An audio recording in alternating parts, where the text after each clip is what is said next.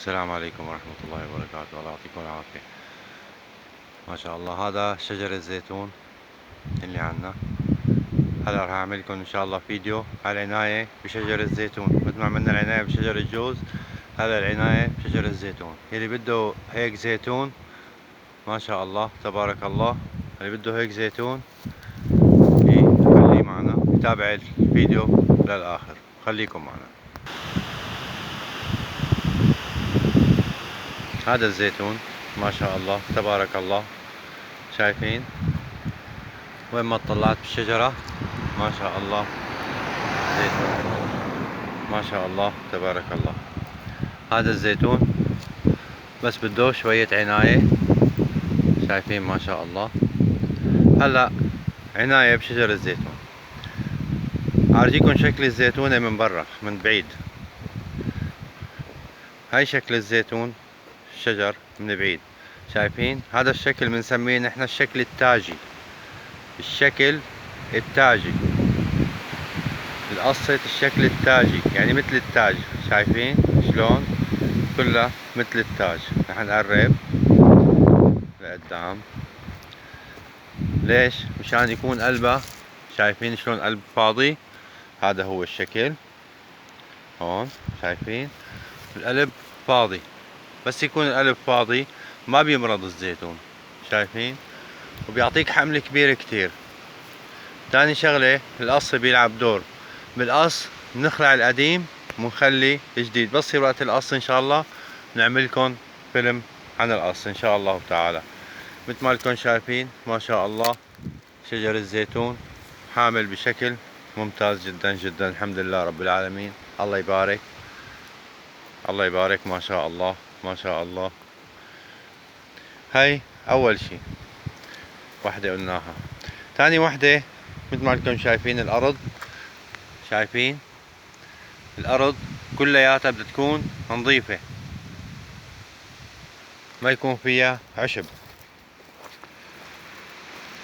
لسه في شغلة نحن بنساويها. هاي الخلوفة هلا وقتها شو بنساوي نحن بهي الخلوفة، شايفين من قيمة كلياتها. ليش؟ مشان ما تسحب. شايفين هاي الخلوفة جديدة كلها، شايفين نعمل لها هيك هينة مو صعبة. من قيمة، من قيمة كلياتها بنحطها جنب الشجرة. بعدين من قيمة من تحت الشجرة، مو بنخليها لأجل بتنقل مرض. هاي كلها هاي الخلوفة من قيمة بنجمعها هيك بشكل. بعدين من قيمة في شغلة مهمة جدا، هي الرشة الأولى. وقت اللي بصير الزيتون قديش هتشوفوا هذا القسم خالصينه نحن. وقت بصير الزيتون قد العدسة تقريبا. هذا أهم رشة هي رشة الكبريت. شايفين شكل الزيتونة شلون مثل التاج. فد شكلة واحدة، شايفين ما شاء الله مثل التاج. نفس الشي وين ما تطلعت شوف ما شاء الله. هالزيتون بنقرب شوي، شايفين هاي الزيتون ما شاء الله تبارك الله. اول رشة رشة الكبريت، كبريت مع زيت شتوي. اول رشة هي رشة كبريت مع زيت شتوي بنرشه. شايفين هذا القسم كلياته خالص، بس بده صفيان شو تحته تنظيف. شايفين منظر الزيتون، شايفين ما شاء الله تبارك الله. هاي شجر الزيتون طلع وين ما طلعت ما شاء الله بركات. شايفين اول رشة وقت بيكون قد العدسة احفظوها زيت شتوي. شايفين شوفوا هالمنظر، زيت شتوي مع شو، مع الكبريت. مثل ما علمتكم عملت لكم فيديو انا العناية بالكبريت. هلا شايفين هذاك القسم خالص، هذا القسم خالص. هلا ان شاء الله بعد بكره ان شاء الله بكره السبت، بكره نبلش بهذا القسم ان شاء الله تعالى تنظيف صفيان. بس 3 شهور ان شاء الله بنظفهم كلياتهم ان شاء السميع العليم. هاي الزيتون ما شاء الله، شوفوا هذا الشكل، هذا هو شكل الزيتون. شكل القص تبع الزيتون كله على الشكل التاجي. بعدين بس تصير الزيتون قد الحمص تقريبا او اكبر شوي، بنعمل له رشة تانية، رشة مضاد فطري، بنخلط معه الكبريت، مضاد فطري وبنخلط معه الكبريت. ليش؟ مشان الكبريت بضل مأثر، بضل معلم، الكبريت ما بيروح، مشان تضل الزيتونة نظيفة هيك بهذا الشكل. ونفس الوقت مادة الكبريت ريحتها كريهة كتير، مشان هيك الحشرات ما بتقرب. هاي الصدفية والفطر والاكزوز الازرق والكذا كله هذا ما بيقرب عليه بالمرة، والعنكبوت البيضاء والعنكبوت الصفراء كل هاي ما بتقرب على ثمرة الزيتون.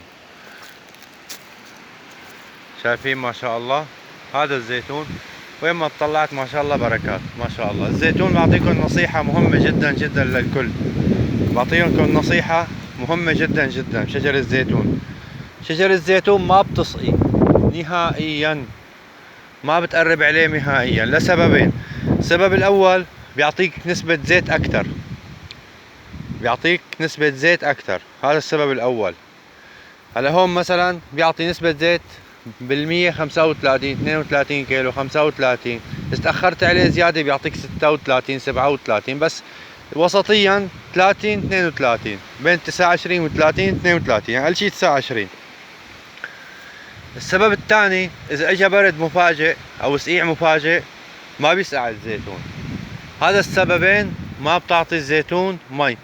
في سبب ثالث هو بعيد، يعني هو هذا مستبعد، الا اذا ما نظفت. اذا نظفت بصير وسقيت، اذا ما نظفت وسقيت وضلوا هدول وسقيت الشجر الزيتون بفطر الزيتون وبصير عنده الصدفية، بتسمى الصدفية. والحمد لله عم طلع لكم على وحدة فيها مرض، ما فيها ولا وحدة فيها مرض صدفية، الحمد لله. شجر بركة ببركة، طلعوا ما شاء الله كله حمل، وين ما طلعت زيتون ما شاء الله تبارك الله. هذا الزيتون، هدول النصائح اعطيتكم اياهم، يلي بده هيك زيتون يتبع هاي النصائح ويدعي لي. نحن الحمد لله تعلمنا من اجدادنا، انا كل حياتي بالارض، ربيت بالارض من انا وصغير، ربيت كل حياتي بالارض، ما بعرف لا المدينة ولا بعرف هالحياة تبع المدينة، كل حياتي من انا وصغير بالارض، انا وطفل صغير، انا وطفل صغير بالارض مع جدي ومع ابي الله يرحمهم الاثنين. مشان هيك اخذت هاي الخبرة واخذت هاي المعلومات وعم بعطيكم اياها، بتمنى الكل يستفيد منها، بتمنى يكون عجبكم الفيديو وتدعمونا شوي مشان تمشي هالقناة وتعمل فائدة على الجميع ان شاء الله تعالى. والله يعطيكم العافية، والسلام عليكم ورحمة الله وبركاته.